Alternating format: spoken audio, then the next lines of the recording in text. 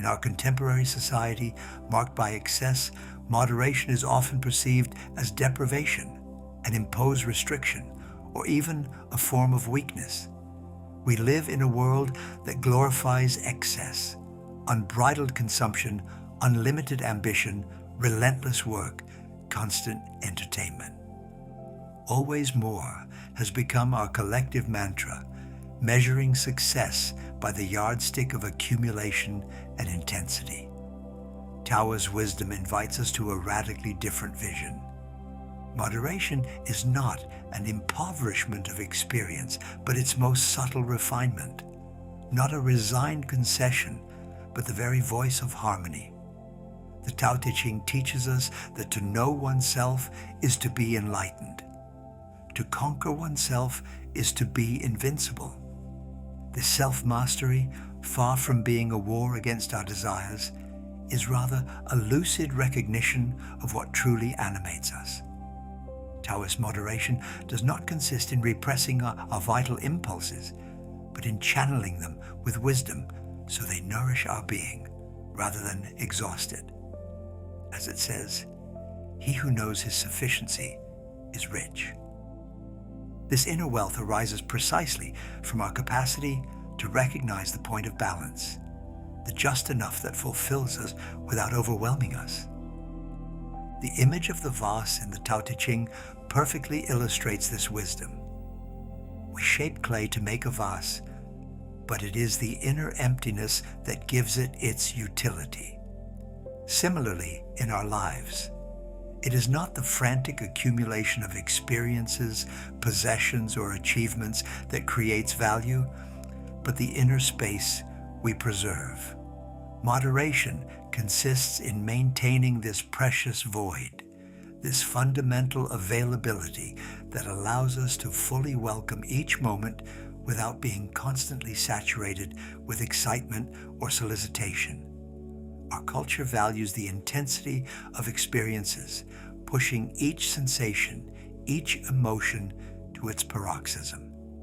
Taoism invites us to a different quality of attention, not the feverish attention that always seeks the next stimulus, but the peaceful attention that perceives the infinite richness of the ordinary.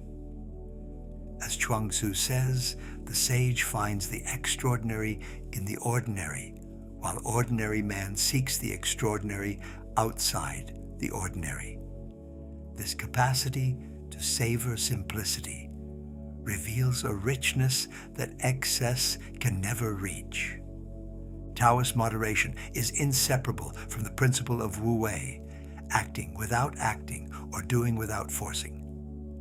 Contrary to our tense efforts toward ever more performance, efficiency, or intensity, this moderate action emerges naturally without constraint, without exhaustion, like water that flows without resistance, always finding its optimal level. Our vital energy deploys harmoniously when we stop forcing it in artificial or excessive directions. This perspective transforms our relationship to the pleasures of life. In a society of hyperconsumption, pleasure is often associated with excess, eating until satiation, drinking until intoxication, immersing ourselves in ever more intense stimulations. Taoist wisdom reveals to us that true pleasure resides in subtlety, in that median zone where sensation fully unfolds without tipping into the excess that dulls it. As a Taoist proverb says, gluttony begins where taste ends. The image of the drawn bow in the Tao Te Ching illustrates this wisdom eloquently. The overdrawn bow breaks, the too slack string cannot carry. Moderation is not a fixed point to reach, but a dynamic balance to maintain, a just tension between opposing forces. Too much rigor makes us rigid. Too much laxity dissolves us. The middle way is this fine thread where our being expresses itself with the greatest accuracy. This understanding also modifies our vision of the body and health. Taoism, through practices like Qigong or Taiji, teaches us that a vitality does not come from maximum energy expenditure, but from harmonious circulation of energy. As the Taoist master says, the flame that burns twice as bright lasts half as long. Moderation in our physical habits, nutrition, exercise, rest, is not a limitation, but the very condition of durable and balanced energy. Our modern society, with its accelerated rhythms and incessant solicitations, pushes us toward permanent hyperactivity. Taoism reminds us of the essential value of alternation, of the natural rhythm between action and rest. As the Tao Te Ching says, nature is not hurried, yet everything is accomplished. This confident patience allows us to respect the natural cycles of our energy, to harmoniously alternate between engagement and withdrawal, concentration and relaxation, expression and receptivity. Moderation also applies to our emotional life. Contemporary culture often values emotional intensity, the spectacular expression of feelings. Taoist wisdom invites us to another emotional quality, not detached coldness, but a serene depth where emotions are fully felt without overwhelming us. As Chuang-Tzu says, the sage is not one who does not feel, but one who is not possessed by what he feels. This emotional mastery frees us from the excessive reactivity that characterizes so many of our contemporary relationships. Instead of constantly oscillating between explosion and repression, between overflow and suppression, we develop a stable presence that welcomes each emotion without exclusively identifying with it. This equanimity is not indifference, but a more subtle and more constant form of sensitivity. Moderation also transforms our relationship to thought. In our era of intellectual hyperstimulation, information overload, and cutting opinions, we are often caught in an incessant mental whirlwind. Taoist wisdom values what masters call beginner's mind. This mental clarity that emerges not from the accumulation of knowledge, but from their harmonious integration. As the Tao Te Ching says, abandon learning and you will be without worry. This abandonment does not mean ignorance or obscurantism, but transcendence of purely conceptual knowledge in favor of embodied wisdom. Intellectual moderation consists in using thought as a precious tool without becoming its slave, knowing how to alternate between analytical reflection and direct intuition, between knowing and not knowing. As Chuang-Tzu says, knowledge that stops at what it knows is the worst of ignorances. This perspective also invites us to reconsider our relationship to speech. Our society values constant expression, self-affirmation through discourse. Taoism reminds us of the power of silence, of verbal restraint. As Lao Tzu says, he who knows does not speak, he who speaks does not know. This economy of speech is not mutism, but recognition that the most just words emerge from an inner space of silence, that the deepest communication often transcends explicit language. Moderation also applies to our relationship with time. In our culture of immediacy and constant acceleration, we are impatient for results, advancement, visible progress. Taoist wisdom invites us to respect the natural rhythm of processes, to recognize that certain maturations cannot be precipitated. As a Chinese proverb says, nature grows a 20-meter bamboo in 6 weeks, but spends 4 years developing its roots. This patience is not procrastination or indolence, but respect for the organic temporality of each process. Moderation in our relationship to time allows us to recognize when to act quickly and when to let ripen, when to intervene and when to let be. This temporal wisdom is particularly precious in an era obsessed with optimization and efficiency at any cost. Our consumer society cultivates in us a permanent feeling of dissatisfaction, the conviction that we always lack something.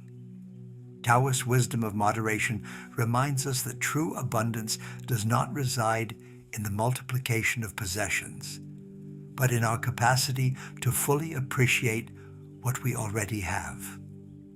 As the Tao Te Ching says, rich is he who knows he has enough.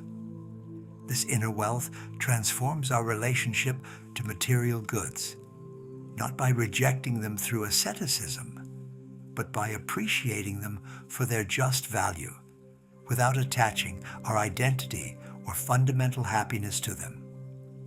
The material simplicity that naturally flows from this wisdom is not privation, but liberation from the anxiety of acquisition and the fear of loss. Moderation also changes our relationship to power and influence. Our culture often celebrates domination, control, maximum impact on our environment. Taoism proposes a more subtle vision of effectiveness, not the force that imposes itself, but the intelligence that adapts, not the will that constrains, but the presence that influences subtly. As Lao Tzu says, the best leader is one whose people barely know he exists. This moderate influence is exercised not by manipulation or coercion, but by exemplarity and natural radiance. Rather than seeking to transform others or the world by force, we cultivate our own alignment with the Tao, and this inner harmony naturally becomes contagious. As a Taoist master explains, when I am at peace with myself, I am at peace with the world.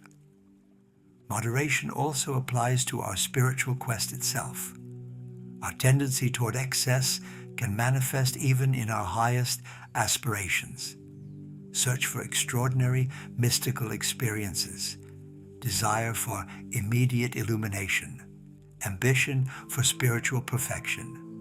Taoist wisdom reminds us that true awakening is often found in the simplicity of daily life, in attention paid to ordinary gestures. As a Zen master of Taoist inspiration says, before enlightenment, chop wood and carry water. After enlightenment, chop wood and carry water. This spiritual moderation preserves us from the danger of ego inflation, where the very quest for transcendence becomes a subtle form of pride or distinction. It reminds us that the middle way is precisely that which avoids the extremes of hedonistic indulgence as well as excessive asceticism, of naive credulity as well as destructive skepticism. In our relationships as well, moderation offers precious wisdom. Our culture often oscillates between fusion and separation, between emotional dependence and fierce independence. Taoism invites us to a more subtle relational quality, neither fusion that stifles individuality, nor separation that ignores interdependence. As the symbol of yin and yang suggests, opposing polarities do not cancel each other out, but complement each other, each containing the germ of its opposite. This balanced interdependence manifests in what Taoists call appropriate action, knowing when to advance and when to withdraw, when to speak and when to listen, when to support, and when to let the other face their own challenges. This relational accuracy emerges not from strategic calculation, but from attentive presence that intuitively perceives what is necessary at each moment. The Taoist perspective also transforms our relationship to nature and the environment. The contemporary ecological crisis is a direct manifestation of our collective excess, of our inability to limit our appetites to what the earth can regenerate. Taoist wisdom of moderation reminds us that we are an integral part of natural cycles, not their masters or exploiters.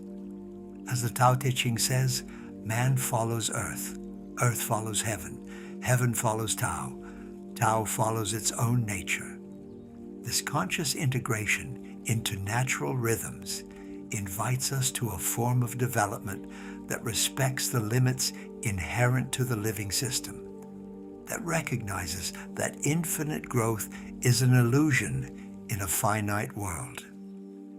The sobriety that flows from this is not sacrifice, but lucid recognition of our fundamental interdependence with all beings. Taoist moderation even applies to our relationship with death and finitude. Our culture often oscillates between denial and morbid obsession, between the illusion of immortality and paralyzing anguish. Taoist wisdom invites us to recognize death as an integral part of the natural cycle, neither to fear excessively nor to seek prematurely. As Chuang Tzu says, life and death are of one and the same process. This serene acceptance of our finitude paradoxically transforms our experience of life. Conscious that our days are numbered, we naturally develop an economy of attention, choosing with more discernment what truly deserves our limited time and energy. As a Taoist adage says, he who knows his measure lives long. Moderation also touches our relationship to change and stability. Our era values sometimes constant innovation, sometimes immutable security.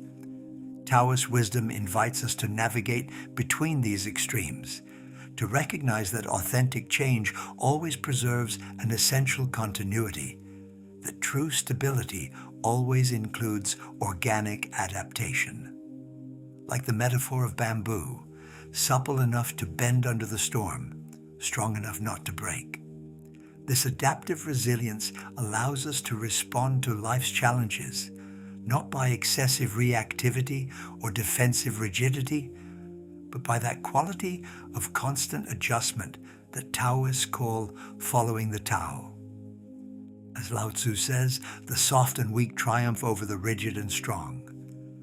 Ultimately, Taoist moderation is not a restriction imposed from outside, but the progressive discovery of our true nature, which is naturally harmonious when freed from artificial conditioning.